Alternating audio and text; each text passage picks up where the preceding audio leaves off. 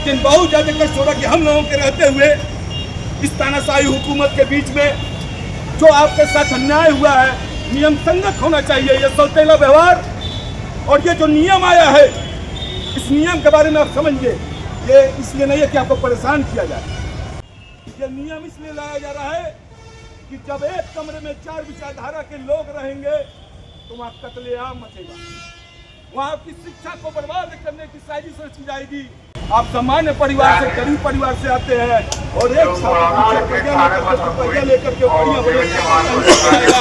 मानसिक रूप से आपको परेशान करने की ये साजिश है, आपके शिक्षाओं की डिग्रियों को आग लगाने की ये साजिश है। इसके बाद समझिएगा, सामान्य वर्ग के लोग हैं, छोटी सी विचारधारा के साथ इस देश में और इस देश को उन्नति के पथ पे ले जाने के लिए अपना सर्वस्व निछावर करने का काम करते हैं। आपके शिक्षाओं की डिग्रियों को आग लगाने की ये साजिश है। इसके बाद समझिएगा, सामान्य वर्ग के लोग हैं, छोटी सी विचारधारा के साथ इस देश में और इस देश को उन्नति के पथ पे ले जाने के लिए अपना सर्वस्व निछावर करने का काम करते हैं। ये बहुजन समाज के लोग, ये बहुजन समाज के लोग इतिहास का पन्ना उठा करके देख लीजिएगा। मुगल आए, अंग्रेज आए और अंग्रेजों के बाद तानाशाही जाति देख करके हमारे साथ भेदभाव होता है, तो क्या हमारे साथ उठने बैठने और रहने में भेदभाव नहीं होगा? बिल्कुल होगा। अगर तो अनुसूचित जाति का छात्रावास है तो उसमें अनुसूचित जाति के ही बच्चे लेगा, स्थापना से लेकर के अब तक अनुसूचित जाति के ही बच्चे। और ओबीसी भाई के लिए, सामान्य वर्ग के लिए छात्रावास अलग से बना दे दीजिए ना, हमको कोई दिक्कत नहीं। लेकिन आप इसमें प्रवेश दिला करके हमारी पढ़ाई लिखाई व्यवस्थाओं को लेकर के भौतिक विकास को रोकने का काम किया जा रहा है।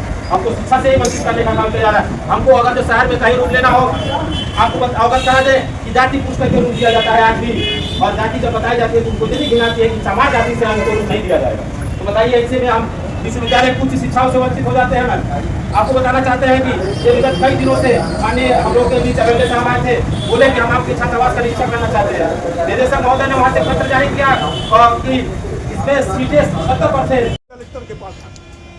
बात यह है कि प्रबुद्ध वर्ग, शिक्षित समाज का लोग आज 4 दिन से 5 दिन से 1 हफ्ते तक अपनी पढ़ाई, अपना बैग लेकर के आज कार्यालय दौड़ रहे हैं।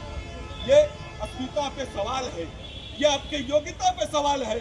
और लड़ाई का मकसद ये होना चाहिए कि हम सच के लिए अगर लड़ रहे हैं तो सच के पार छूट आएगा, सच कहीं छूट के पार नहीं जाएगा।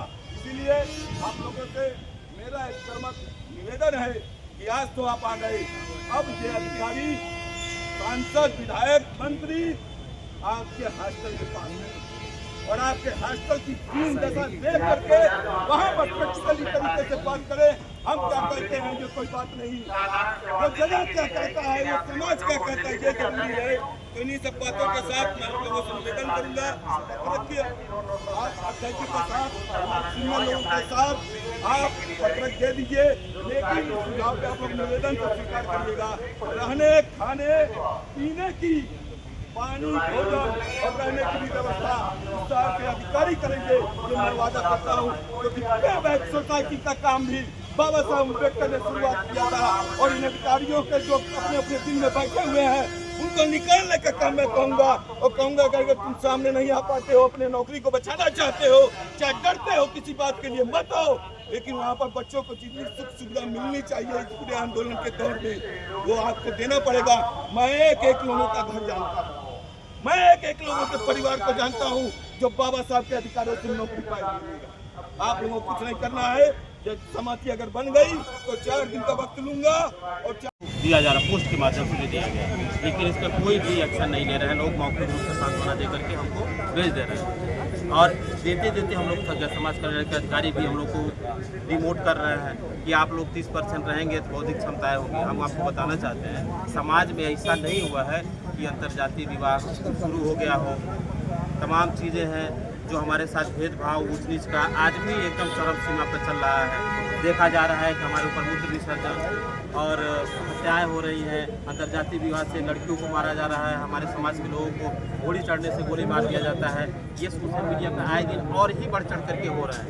और हम शहर में बाबा साहब अमर रहे, बाबा साहब अमर रहे।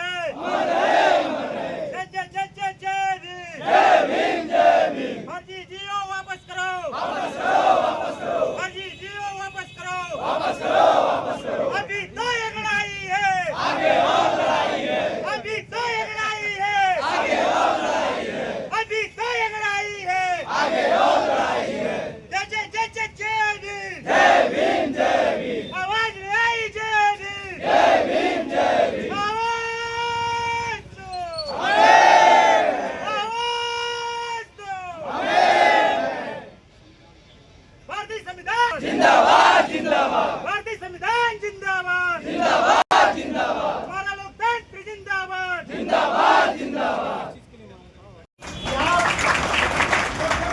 हमारी लड़ाई लड़ती है, हम लोग लड़ते हैं, तो आप हमारे कदम से कदम मिलाकर के हमारे साथ चल रहे हैं। ऐसे ही आपका सहयोग और साथ की आवश्यकता है, क्योंकि यह सहयोग साथ नहीं रहेगा तो हम अपनी लड़ाई को जीत नहीं पाएंगे। क्योंकि यह मान लीजिए कि जब तक आप शासन प्रशासन को बना नहीं लेंगे कि यह समाज जो है वंचित समाज नहीं है, यह समाज मुख्य धारा से जुड़ करके भारत को विकसित भारत बनाने के रास्ते पर काम करने वाला समाज है। और लड़ाई के बाद लड़ाई करता है, संघर्ष करता है, हर जगह रहता है। इसके लिए इसके वजूद को समझा जाए, इसके वजूद को नकारा न जाए, और इसकी जो वास्तविक व्यवस्था है, जो इसकी संकल्पना है, जो छात्रावास की ओरिजिनल संकल्पना जिसके साथ भेदभाव होगा, तो यह समाज हमेशा लड़ने के लिए तैयार होगा और अपने लड़ाई को आज बात जारी रखेगा। साथियों, आप सब आए, आप सभी को धन्यवाद। फिर पुनः जब आपको बुलाया जाएगा, आपका सहयोग ऐसे मिलना चाहिए।